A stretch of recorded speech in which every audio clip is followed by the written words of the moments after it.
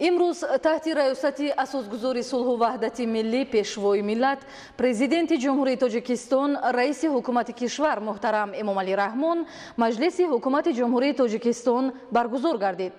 در کار مجلس از جمله لایحه و خلاصه های حکومت جمهوری تاجیکستان اوید به وارد نمودن تغییر الوه ها به یک قطار قانون های جمهوری تاجیکستان از جمله درباره وارد نمودن تغییر الوه ها به کودکس شهرسازی جمهوری تاجیکستان مورد بررسی قرار داده شد. گزارش همکاران ما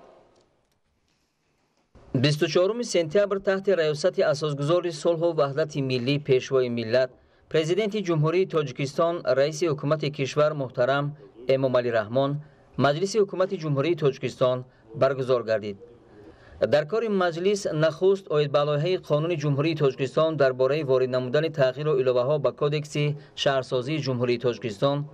گزارش رئیس کمیته معماری و ساختمان جمشید احمدزاده شنیده شد. تاکید گردید که مقصد تهیه لایحه قرار مذکور تکمیل دادن سندهای معیاری حقوقی ساحه معماری و ساختمان، باز هم بهتر کردن پیشبرد فعالیت صاحبکاری در ساحه فعالیت معماری، شهرسازی و ساختمانی،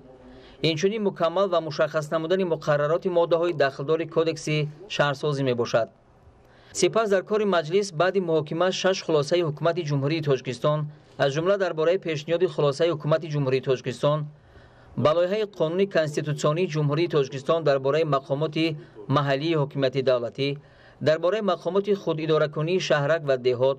درباره پیشنهاد خلاصه حکومت جمهوری تاجیکستان به لایحه قانون جمهوری تاجیکستان عاید به وارد نمودن تغییر و الوه ها به قانون جمهوری تاجیکستان درباره اطلاعاتانی، درباره پیشنهاد خلاصه حکومت جمهوری تاجیکستان به لایحه قانون جمهوری تاجیکستان درباره اکادمی علم‌های جمهوری تاجیکستان برای بررسی به مجلس نمایندگان مجلس عالی جمهوری تاجیکستان ارسال کرده شد. اعضای حکومت جمهوری تاجیکستان همچنین لایحه‌های یک قطار قرارهای حکومت جمهوری تاجیکستان را که بر روزنامه مجلس نوبتی حکومت شامل گردیده بود بررسی کرده اوید به تطبیق آنها قرارهای داخلدار قبول نمودند. در انجام کار مجلس حکومت جمهوری تاجیکستان پرزیدنت مملکت محترم امامعلی رحمان برای اجرای سریوقتی مسائل در مجلس بررسی شده اینچنین دیگر دستورهای حکومت جمهوری تاجیکستان سپارش دادند. دستورهای مشخص اوید به آمادگی همه بخش‌های خواجگی خلق مملکت از جمله ساحه‌های اجتماعی به دوره زمستان سال‌های 2018-2019